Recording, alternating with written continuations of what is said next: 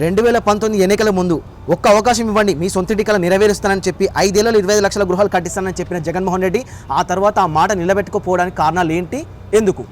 ఒకటి, గతంలో జగన్మోహన్ రెడ్డి గారు అనేక రూపాల్లో అనేక విధాలుగా హామీలు ఇచ్చాడు. ఆ రోజు మాలాంటి వాళ్ళు కూడా నమ్మారు. ఏంటి, జగన్ ఇంత విధంగా చెబుతున్నాడే, ఏదో విప్లవం అంటున్నాడే, ఏదో కొత్తోడు యువకుడు ఏదో చేస్తాడని ఆ రోజు నమ్మాం. జగన్ని నమ్మి ఆ రోజు మేము ఓట్లు గుద్దితే ఏమైందో తెలుసా? రాష్ట్రాన్ని సర్వనాశనం చేశాడు. ఒకప్పుడు ఇళ్ల గురించి చేతులు తిప్పుతూ ఇలా చెప్పాడు, నేను ప్రతి ఒక్క పేదవాడికి ఇల్లు కట్టిస్తా, అదేవిధంగా చంద్రబాబు నాయుడు గారు టిట్కో ఇళ్ల పైన కూడా ఉన్న రుణాలు కూడా నేను ఎత్తేస్తాను, ఫ్రీగా ఇచ్చేస్తానని చెప్పాడు. ఈయన చేసింది ఏంటో తెలుసా?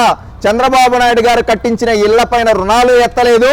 ఇంకొకటి ఏంటంటే ఆ ఇల్లు ఇవ్వకుండా అవి మొత్తం పాడు పెట్టేసి ఎవరికి ఇవ్వకుండా పేదవాళ్ళకి చంద్రబాబు నాయుడు గారి కక్షతో ఎంతో మంది పేదల పొట్టగొట్టాడు ఈ జగన్మోహన్ రెడ్డి.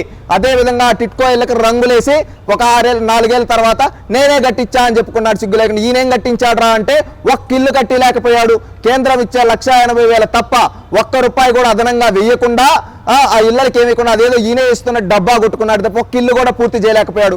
తెలుగుదేశం పార్టీ హయాంలో రాష్ట్రం మొత్తం మీద 12 లక్షల గృహాలు నిర్మిస్తే ఈ జగన్మోహన్ రెడ్డి గారి హయాంలో కేవలం ఒక్క ఇల్లు కూడా నిర్మించలేదు. పేరుకు మాత్రం 25 లక్షలు 30 లక్షలు ఇల్లు కట్టిస్తా అని డబ్బాలు పలుకున్నాడు తప్పితే ఒక్కటి కూడా చేయలేదు.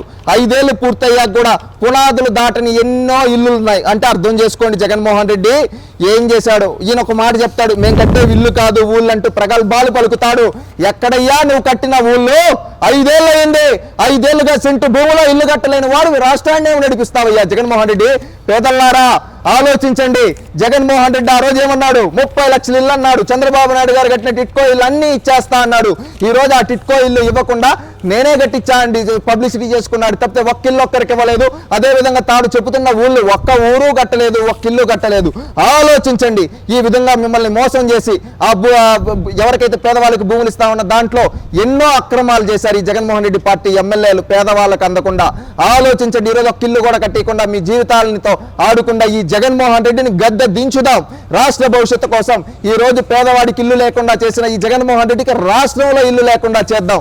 అందుకని మన ఓటుతో బుద్ధి చెప్దాం. మే 13వ తేదీ రాష్ట్ర భవిష్యత్తు కోసం, రాష్ట్ర ప్రయోజనాల కోసం ప్రతి ఒక్కరూ చంద్రబాబు నాయుడు గారి కూటమికి ఓటేసి గెలిపిద్దాం. రాష్ట్రాన్ని అభివృద్ధి బాటలో పయనింపజేసుకున్నాం. ఆలోచించండి. ఈ రోజు పేదవాడికి ఇల్లు లేకుండా చేసిన జగన్ను అధపాతాళంలోకి తొక్కుదాం.